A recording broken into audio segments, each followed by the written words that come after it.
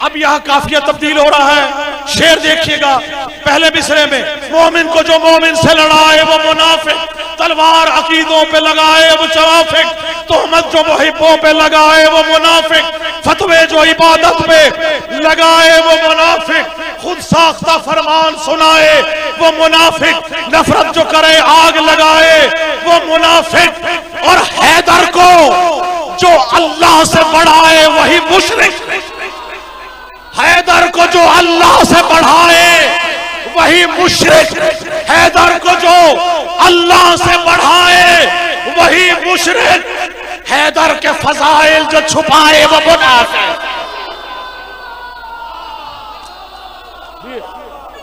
बड़ी मेहरबानी, सलामत रहो, बहुत शुक्रिया। खुदा की कसम यही अकीदा होना चाहिए।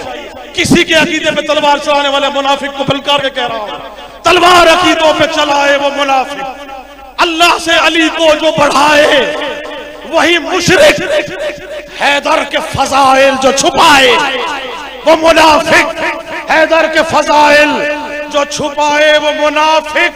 और फिक्र दे रहा हूं कि कुरान में अल्लाह ने उतारी है ये आयत, कुरान में अल्लाह ने उतारी है ये आयत, मुनकिर पे मुनाफिक पे है अल्लाह की लानत। बिस्मिल्लाह, बड़ी मेहरबानी, बहुत शुक्रिया। बिस्मिल्लाह, सलामत रहे, मौला आपको सलामत रखे।